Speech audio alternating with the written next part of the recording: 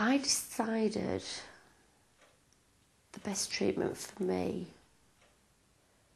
was one that gave me the best chance of living. It's as simple as that. I think that's what anybody would expect. To me, rightly or wrongly, surgery felt the best option for me, because I felt that it was being cut away. I had this image in my head that this cancer was there, attaching itself to things in me, and if it could be cut away, I don't know, it just felt more final, and as if that was the best option. As far as I saw it, I didn't have any choice in what treatment I had. I did have choices, but I had a fantastic surgeon. He was just brilliant, and he was the expert, and he knew what was best for me. I'm not medically based. I don't know anything, medically speaking. So actually, I'm going to go with what he says. And also, he was sensitive to the fact I was 25, didn't have children and single, and he was aware of that. And if he could have kept it so that I could have had children, he would have. But if he's sitting there telling me, I've done this for years, I'm an expert in this, I think you need this, fine, I'll take that.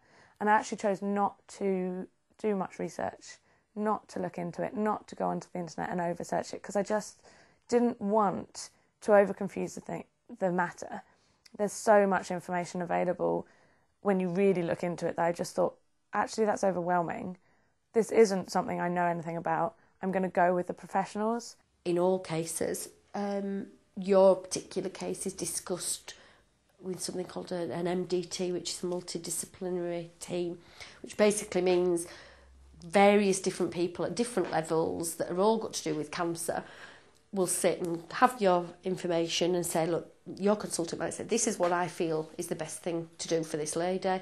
Everybody kind of puts their own 10 penn'orth to make sure that they actually all agree as well. So you feel that when your consultant comes back to you to say, look, this is what we kind of think you should have, that it's not just his decision. It's kind of like, well, yeah, so did everybody else, obviously. You know, they've all sort of said this is the reasons why.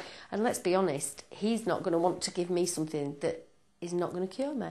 I view cancer as an individual thing. Every person reacts differently to it, responds differently, their bodies respond differently. So I actually got quite sick of people saying, oh, I know someone who had that and they're fine. Because it was like, well, if it was bad news, you're not going to go, I know someone who had that, they died.